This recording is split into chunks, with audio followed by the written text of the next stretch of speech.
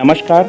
Mission Abhyuday दैनिक प्रार्थना सभा ई poster पर आधारित इस वीडियो का निर्माण बेसिक शिक्षा विभाग में कार्यरत 100 प्रेरित शिक्षकों द्वारा प्रार्थना सभा को रोचक, आनंददायक और उपयोगी बनाने के उद्देश्य से किया गया है। इसमें निहित जानकारी एवं गतिविधियां निश्चित छात्रों के समुचित एवं सर्वांगीण विकास में सहायक सिद्ध होंगी। धन्यवाद।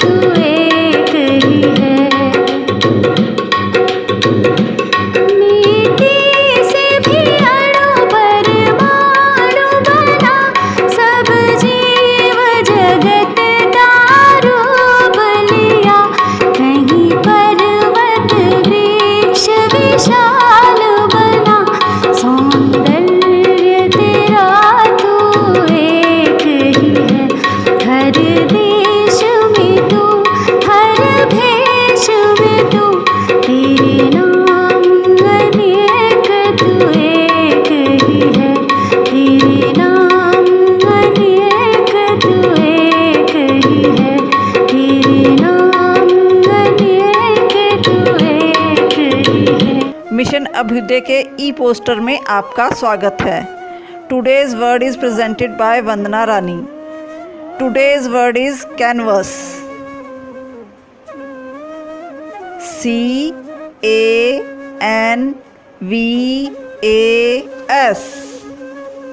कैनवस। कैनवस हिंदी में इस तरह से लिखा जाता है। कैनवस एक वाइट बोर्ड होता है जिस पे चित्रकार अपनी चित्र बनाता है। कैनवास का अर्थ है चित्रफलक।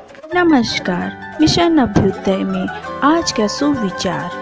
यदि आपके जीवन में सफलताएं नहीं हैं तो आप पर्याप्त जोखिम नहीं उठा रहे। If your life is a free from failure you are not taking enough risk. अर्थात आपने अपनी सफलता के लिए वो रास्ता चुना जिसके आप आसानी से प्राप्त कर सकते थे।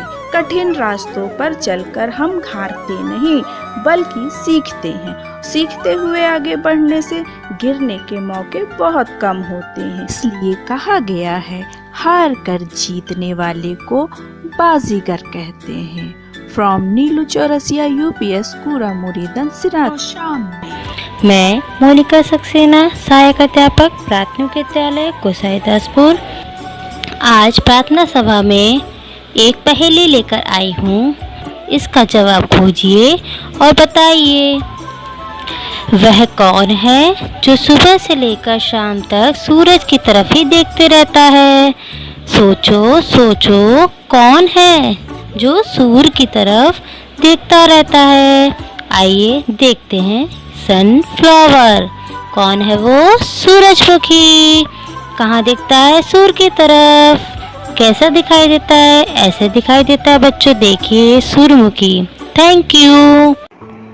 8 जुलाई की इस प्रार्थना सभा में मैं मनीषा गर्ग, उच्च प्राथमिक विद्यालय नारंगपुर परीक्षकगढ़ मेरठ से आप सभी का हार्दिक अभिनंदन करती हूँ। प्रस्तुत है आज का इतिहास। आधुनिक भारत का मंदिर तथा राष्ट्र का गौरव माने जाने वाली भाखड़ा नंगल पन बिजली परियोजना की नंगल हाइडल चैनल आज 8 जुलाई को 66 वर्ष की होने जा रही है। पंडित जवाहरलाल नेहरू ने वर्ष 1954 की 8 जुलाई को विश्व की सबसे बड़ी नहर पंजाब की भाखड़ा नंगल पर जल विद्युत परियोजना की शुरुआत की थी।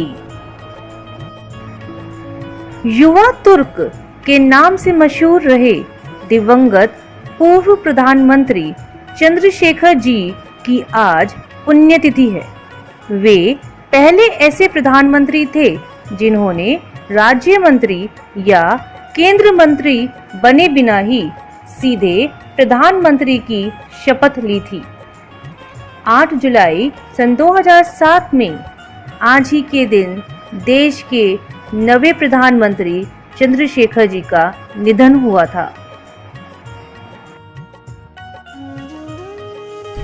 गुड मॉर्निंग एवरीवन, मैं रीना रानी, सहायक अध्यापिका प्राथमिक विद्यालय सरूरपुर कला। धन्यवाद। नमस्कार। आज मैं आपके लिए प्रश्नोत्तरी के माध्यम से कुछ खास जानकारियां लेकर आई हूं। पहला प्रश्न है, घेंगा रोग किसकी कमी से होता है? इसका उत्तर है आयोडीन।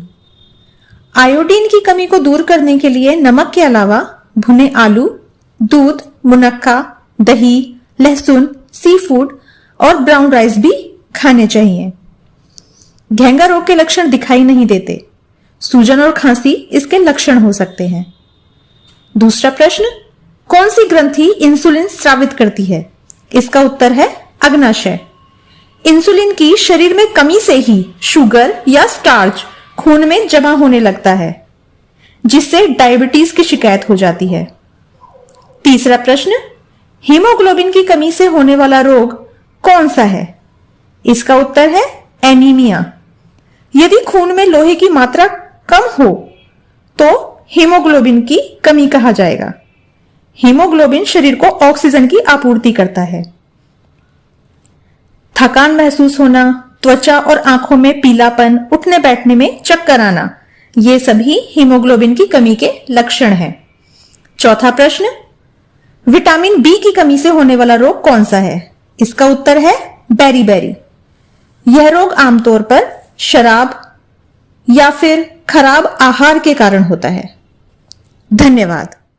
गुड मॉर्निंग बच्चों, मैं भावना सिंगल, प्राथमिक विद्यालय अंदर आज दैनिक प्रार्थना सभा में आपको एक कहानी सुनाने जा रही हूँ। एक गांव में एक किसान था जिसका नाम था राम गुलाम। राम गुलाम के पास बहुत खेती थी, लेकिन फिर भी वह बहुत गरीब था।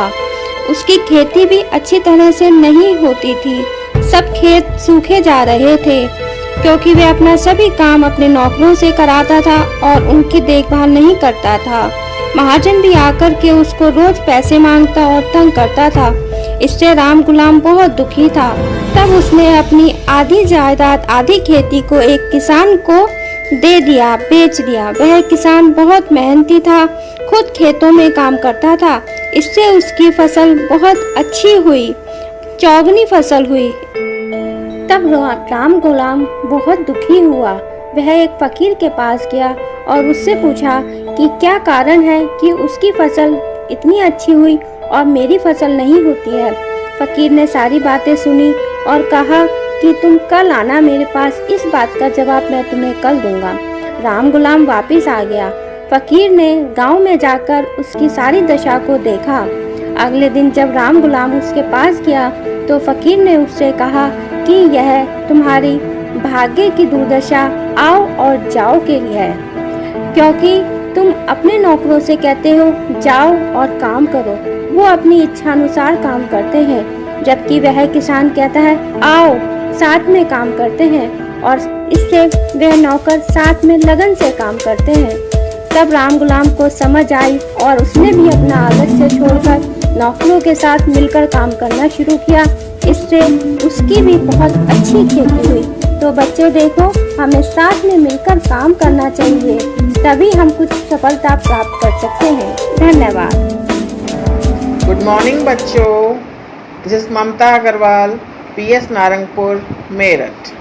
Today's rhyme is Old MacDonald had a farm. Old MacDonald एक बूढ़े व्यक्ति हैं जिनके पास एक फार्म है। हम उसी के बारे में आज पोएम पढ़ेंगे। Old MacDonald had a farm, E-O-E-O-O. And on his farm he had some cows, E-O-E-O-O. With a moo-moo here and a moo-moo there, here a moo, there a moo, everywhere a moo-moo. Old MacDonald had a farm, E-O-E-O-O. And on his farm he had some ducks, E-O-E-O-O. With a quack quack here and a quack quack there, here a quack, there a quack, everywhere a quack quack. Old MacDonald had a farm, E-O-E-O-O. And on his farm he had some pigs, E-O-E-O-O. With a oink oink here and a oink oink there, here oink, there a oink, everywhere a oink oink. Old MacDonald had a farm, E-O-E-O-O. नमस्कार, मैं संजीव शर्मा लेके आया हूं आज आपके लिए फिर एक और गतिविधि ERAG पर आधारित। आइए चलते हैं गतिविधि में। अच्छा बच्चों, आज आपको करना क्या है? अपनी कॉपी पर अपने भैया या बहन का नाम लिखेंगे और उनके नाम के पहले अक्षर को गोले में करेंगे। गोले में करने के बाद इस अक्षर से शुरू होने वाले 5 फलों और 5 फूलों के नाम अपनी कॉपी पर लिखेंगे। अब इनमें से जो तुमको अच्छा लगता है उसका एक सुंदर सा चित्र बनाएंगे और चित्र बनाकर अपने सर या मैम को दिखाएंगे। ठीक है ना? आप सब लोग